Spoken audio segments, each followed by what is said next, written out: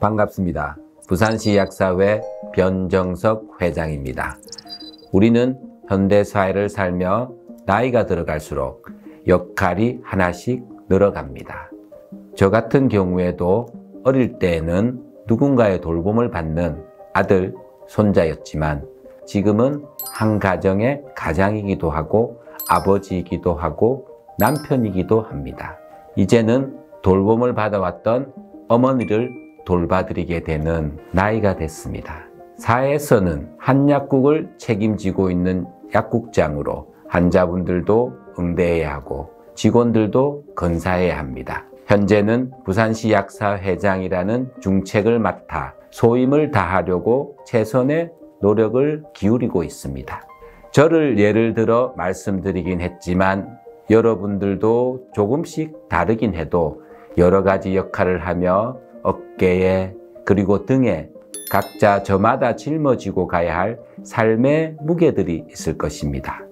매일매일 한 걸음씩 떼며 앞으로 나아가고 계시리라 생각이 듭니다. 그런 중에 겉으로 드러나지는 않지만 저마다 스트레스나 화 등이 쌓여 마음과 몸이 쇠약해지기도 할 겁니다. 아마도 안 그런 사람은 없을 겁니다. 하지만 이런 스트레스나 화, 분노 같은 감정에 휘둘려서 참자를 잃게 된다면 내가 진정한 나로 살 수 없게 될 겁니다. 저도 완벽하진 않지만 만병의 원인이 되는 스트레스나 화 같은 부정적 감정에 휘둘리지 않는 방법들을 배우고 실천해 오면서 예전의 나와 달리 좀 더 평온해진 자신을 발견하게 됐습니다. 지금부터 그 방법을 여러분과 나누려고 합니다. 우리 약사회원 여러분 같은 경우엔 약국에서 환자분 때문에도 순간 욱할 때도 있죠. 예전엔 저도 그때 감정이 실린 채 대응한 적도 많았습니다. 하지만 이런 감정이 나에게 도움이 되지 않는다는 걸 느끼게 되면서부터는 최대한 감정을 실지 않고 응대하려고 노력했습니다. 또 화나 분노 같은 감정이 올라오는 게 느껴지면 화가 올라오는구나 하고 내 감정을 알아차리려고 노력을 합니다. 또 만약 화를 이미 내버렸다면 내가 화를 냈구나 하고 알아차리려고 노력을 합니다. 이건 그냥 참는 것과는 다른 겁니다. 참는다는 건 억지로 억눌려 놓는 것일 뿐 교감신경과 부교감신경에 교란을 일으켜서 내 마음속에도 독소로 쌓이게 되고 내 몸에도 독소로 쌓이게 됩니다. 그래서 겉으로는 잘 참고 배려하는 사람들이 오히려 중병에 잘 걸린다는 말도 있죠.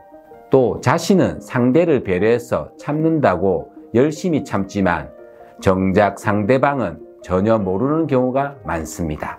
그런데 참다가 폭발하면 오히려 상대방은 그런 노력은 전혀 몰라주고 이상한 사람으로 취급하는 경우가 많습니다. 그래서 무조건 참는 건 오히려 서로 간에 오해가 커지거나 관계가 악화되는 경우가 많기 때문에 권장할 만하지 않습니다. 그때 감정을 바로 해소해야 하는데 해소하는 가장 좋은 방법이 바로 알아차리는 방법이라고 할 수 있습니다. 화가 올라오는구나 라고 이런 화나 분노가 올라오는 내 감정을 알아차리는 것만으로도 거기서 멈추어 제2의 화살을 피할 수가 있는 것입니다. 설령 화를 내버렸을지라도 내가 내 성질에 못 이겨서 화를 냈구나 이렇게 알아차림으로써 제3의 화살을 피할 수가 있습니다.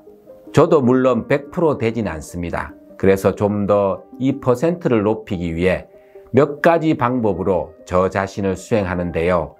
그 방법이 그때 용어도 달라지고 유행이 달라지긴 했어도 핵심은 같은 것 같습니다. 바로 호흡, 명상, 운동, 그리고 독서라고 할 수 있겠습니다. 특히 명상의 종류는 너무나 다양하죠. 제가 주로 하는 명상은 관법 명상 혹은 윗바사나 명상이라고 하는 알아차림 명상과 거울 명상을 주로 하고 있습니다. 알아차림 명상은 코끝에 마음을 집중하고 숨이 나가고 들어오는 것에 집중합니다.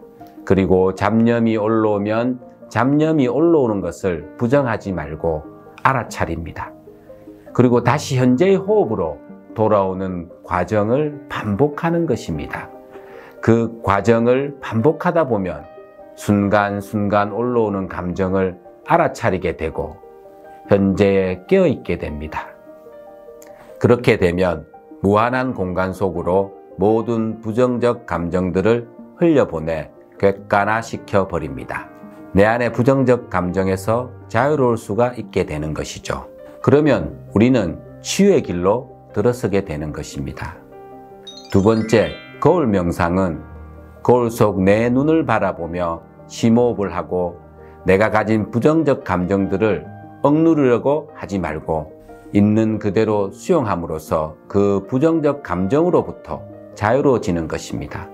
그리고 거울을 보며 5살 어린 시절 자신의 내면 아이에게 사랑과 수용의 말을 건네며 잠재의식 속 내면 아이의 내적 불행을 끊어주는 것입니다. 빙산의 일각에 불과한 부정적 표면의식에서 벗어나 괴로움에서 자유로워지는 것입니다. 그 다음 운동은 매일 아침 눈 뜨고 일어나서 10분이라도 꾸준히 하는 게 중요합니다. 제자리 뛰기를 해도 좋고 팔 벌려 뛰기, 팔굽혀 펴기, 윗몸 일으키기도 괜찮습니다. 에너지를 깨우고 집중력을 높여줘 몸과 마음의 균형을 맞춰줍니다.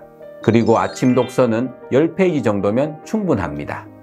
읽는 속도가 느리거나 집중하는 데 익숙하지 않다면 5페이지도 괜찮습니다. 하루에 10페이지를 읽는다면 1년에 3650페이지를 읽게 되고 이는 200페이지 책 18권에 해당하는 분량인데요. 1년에 읽을 수 있는 책이 대략 18권이나 되는 것이죠. 이렇게 일상의 루틴을 정해서 꾸준히 하다 보면 자신의 몸과 마음이 균형을 이루게 되고 화, 분노, 스트레스에서 자유로울 수 있는 내공을 쌓게 되는 것이죠.